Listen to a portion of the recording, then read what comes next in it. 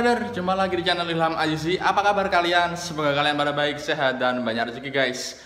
Oke, jadi di vlog kali ini saya ingin berbagi informasi terkait perbedaan shock upside down original Yamaha R25 dengan upside down original Yamaha Saber. Kebetulan saya punya dua shock upside down itu.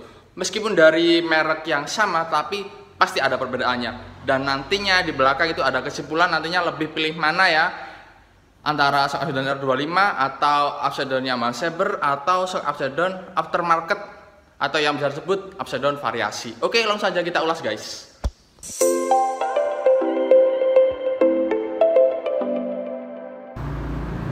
Oke, jadi ini dia.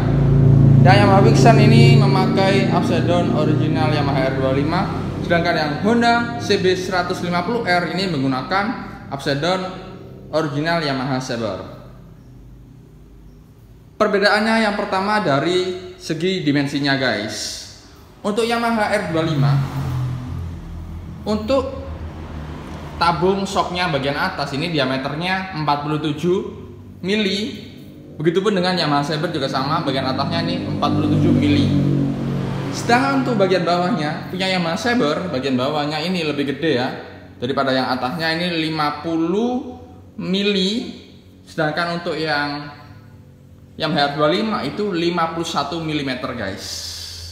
Jadi lebih gede punya Yamaha R25 di bagian bawah ini ya. Jadi selisih 1 mili. Kenapa bang kok punya Yamaha R25 ini lebih gede ya daripada punya Yamaha Saber? Soalnya Yamaha R25 itu bobotnya lebih berat guys daripada Yamaha Saber ya. Jadi untuk aspek kekuatan ya menahan beban, makanya dipertebal bagian ini. Walaupun 1 mili itu bisa menahan beban yang lebih berat ya daripada upside down-nya Yamaha Saber. Lalu untuk bagian inner tube-nya atau asapnya ini diameternya 37 mm. Begitupun dengan Yamaha R25 itu sama-sama 37 mm guys. Itu untuk diameter dari tabung shocknya dan inner tube-nya. Lalu untuk panjang shocknya, nah panjang upside down original Yamaha Saber ini totalnya sekitar 73 cm guys, 73 cm dari atas ke bawah, mulai dari ujung ini ya, ujung ini sampai bawah sini itu 73. Sedangkan punya Yamaha R25 itu dari atas sini sampai ke bawah sini itu 77. Jadi selisihnya 4 cm guys. Punya Yamaha R25 lebih tinggi daripada punya Yamaha Saber. Kalian bisa lihat sendiri perbedaannya ya. Kalau dari tampak jauh punya Yamaha R25 itu kelihatan panjang sekali guys. Itu dia terkait dimensi shock upside down antara R25 dengan Yamaha Saber.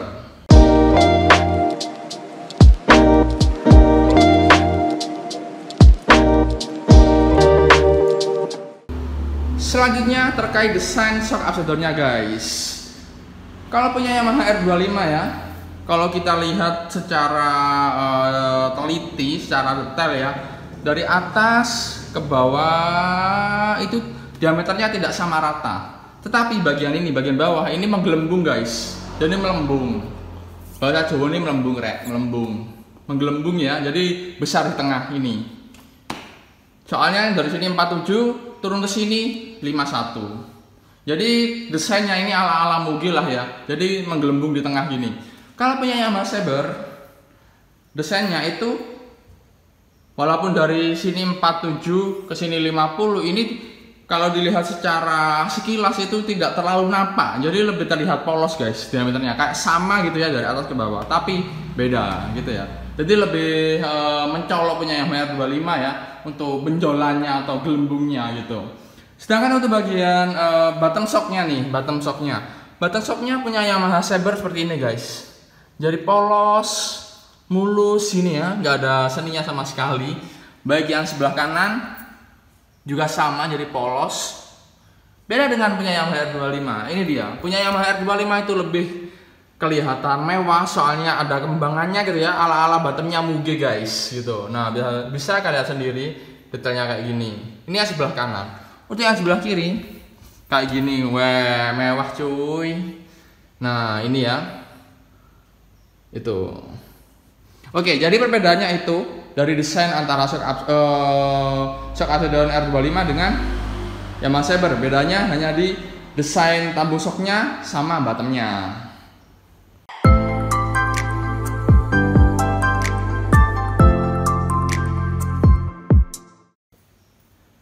Selanjutnya untuk konstruksi dari shock absorbernya terutama di bagian dalamnya. Ini kebetulan tidak mungkin saya bongkar soalnya udah macet guys ya. Tapi saya sempat bongkar dua-duanya antara absorber Yamaha Saber dengan absorber Yamaha R25. Dalamannya itu tidak jauh berbeda guys, alias sama saja dalamannya. Mungkin hanya beda tingginya aja ya, tinggi tabung shocknya aja yang beda. Dan motornya suara nih, maklum rumah pinggir jalan guys. Dan yang membedakan itu tingkat kekerasan pegasnya atau pirnya guys. Jadi di dalam shocknya, dalam shock upside down ini ada pirnya ya. Pegasnya atau pirnya punya Yamaha R25 ini lebih keras daripada punya Yamaha Saber. Soalnya apa? Bobotnya Yamaha R25 itu lebih berat daripada Yamaha Saber. Misalkan pirnya Yamaha Saber ditaruh di upside down R25 ya, lalu motornya juga R25, ambles guys, amblas. Jadi karena punya springnya, jadi punya Yamaha R25 ini lebih keras daripada punya Yamaha Saber. Makanya kalau misalkan motor 150 cc pakai upside down-nya Yamaha R25 ini memang terasa lebih keras ya main shocknya bagian depannya. Soalnya bobot mesinnya memang ringan atau bobot motornya ringan. Yang paling enak itu memang upside down Yamaha Saber kalau untuk kelas 150 cc gitu. Itu dia perbedaan dari konstruksi upside down antara Yamaha R25 dengan upside down Yamaha Saber.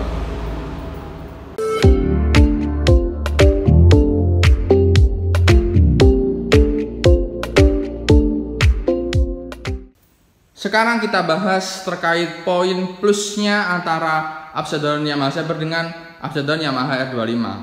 Untuk poin plus upside down Saber tentunya lebih murah daripada upside down original R25. Punya Yamaha Saber harga bekasnya dibanderol seharga 4 jutaan guys, sedangkan punya Yamaha R25 ini ya bekasnya dibanderol seharga 5,5 jutaan. Jadi lebih mahal punya Yamaha R25, dan punya Yamaha Saber poin plusnya ini lebih murah. Itu. Dan poin plus lainnya dari upside down Yamaha Saber ini lebih empuk ya, ribbon shocknya, main shocknya lebih empuk daripada punya Yamaha R25. Jadi hanya dua itu saja mungkin poin plusnya dari upside down Yamaha Saber. Sedangkan punya Yamaha R25 poin plusnya itu desain tabung shocknya ya, yang udah menggelembung di sini, jadi lebih terlihat semacam asli punya mobil ya gitu ya. Jadi mobil look banget.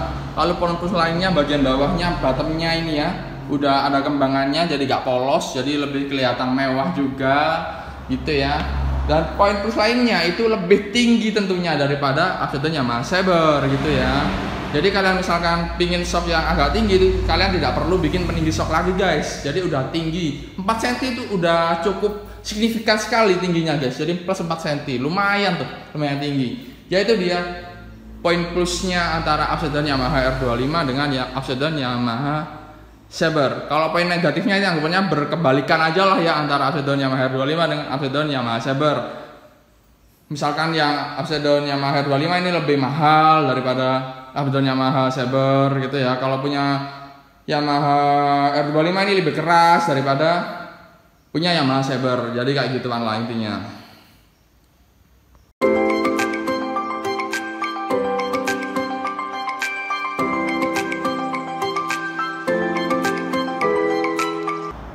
Lalu bang, misal dibandingin dengan upside down variasi ya, antara upside down Yamaha Saber, upside down Yamaha R25, atau upside down variasi mereknya yang kayak Nui, Ride It, Scarlett dan lain sebagainya, itu lebih pilih mana bang gitu. Sebenarnya kalau dari segi performa, kalau suspensi upside down itu sama aja ya. Anggapannya untuk suspensi lah ya, supaya bagian depannya itu nggak keras atau bisa main gitulah ya, bagian depannya supaya nyaman gitu. Itu secara performa. Tapi secara tampilan saya lebih pilih upside down yang bawaan motor guys. Kenapa seperti itu bang? Nah kalian bisa lihat sendiri ya, kalau Upside Down variasi itu terlihat jinjing guys. Jadi bagian ini seal shock misalkan ya, kalau Upside Down variasi itu tinggi jinjing di sini guys. Jadi kayak semacam Upside Down-nya trill gitu ya. Jadi kalau dilihat itu kurang enak, jadi kayak aneh gitu ya. Kalau misalkan dipasang di motor firing itu malah tabung shocknya nggak kelihatan guys, gitu. Kalian bisa lihat sendiri kalau punya Yamaha R25 juga sama. Jadi seal shocknya ini masih berada di bibir velgnya. Kalau kalian lihat punya Muge kayak gini, nah rata-rata emang bibir untuk seal shocknya ini sejajar dengan bibir velg. Kalau Upside Down variasi kebanyakan jinjing. Nah itu dia. Jadi lebih pilih Upside Down yang bawaan motor atau copotan motor asli ya. Soalnya yaitu tampilannya itu nggak aneh. Di sisi lain, kenapa kok lebih pilih Upside Down yang bawaan motor aja gitu ya? Spare partnya jelas guys. Misalkan ada kerusakan di bagian sealnya itu kita carinya nggak susah. Kita bisa inden di dealer gitu ya. Kalau Upside Down aftermarket itu agak susah ya. Kita adanya malah eksperimen cari seal yang sama gitu ya. Entah itu dari sealnya punya motor apa atau motor apa kayak gitu ya. Jadi anggapannya kita masih menerka-nerka lah untuk spare partnya. Misalkan untuk ini ya Upside Down ya Mas Ebro, misalkan ya untuk asnya mungkin itu baret atau bengkok itu diganti baru itu masih bisa, dicariin itu masih bisa. Kalau Upside Down aftermarket misalkan bagian ininya bengkok itu bakal susah. Jadi kalian bisa-bisa yang namanya buang